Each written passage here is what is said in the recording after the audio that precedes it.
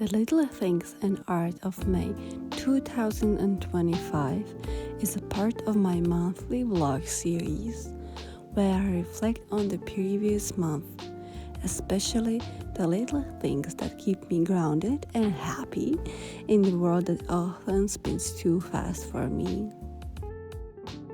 Hi YouTube, my name is Sofia. I am a university student studying art education and pedagogy with a deep love for coffee, birds, bugs, reptiles, and art.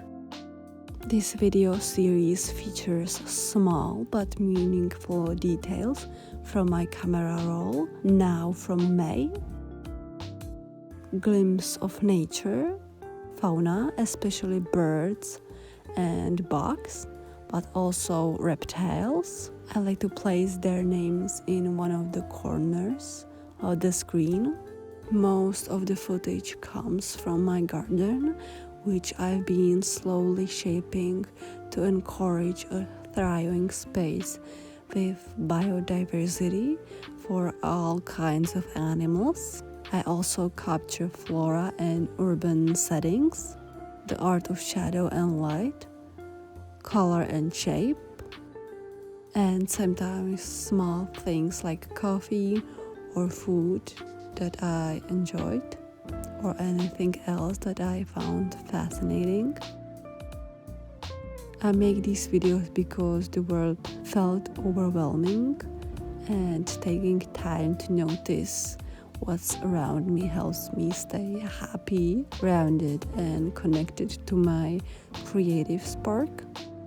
So I hope it will bring someone else a little calm, peace, or interest in the little things too, because they deserve to be seen and loved, and because you deserve to be happy. Alongside this, I share my art. I love working with Sketchbook. Since my first year in university, I've developed a steady habit of keeping a sketchbook, almost like a third arm or second brain as I call it. I bring it everywhere and fill it with both schoolwork and personal projects. I hope it brings you some inspiration or creative spark, just like how other artists on YouTube inspire me.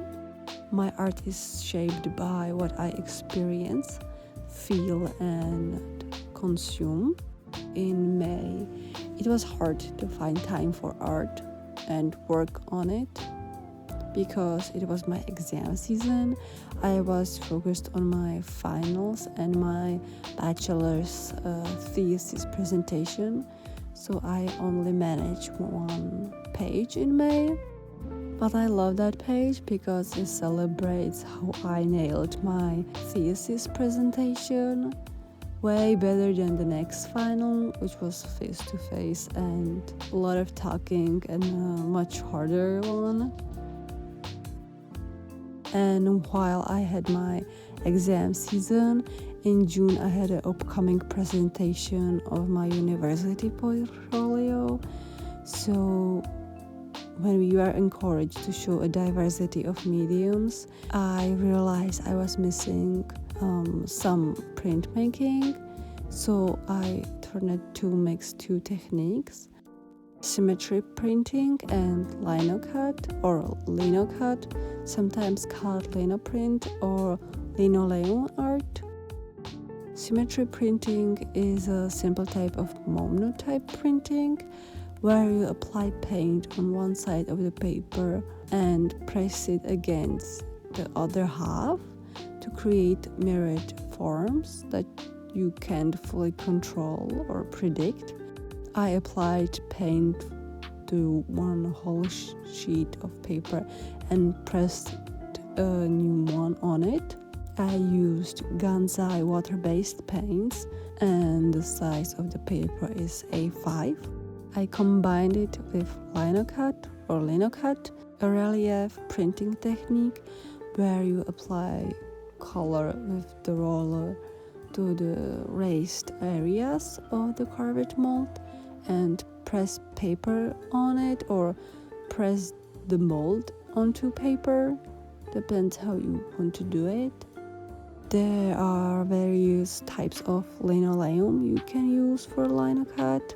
I worked with soft cut linoleum sheets, which are easier to carve and more flexible than traditional linoleum. Perfect for beginners or people like me whose hands couldn't handle the tougher material.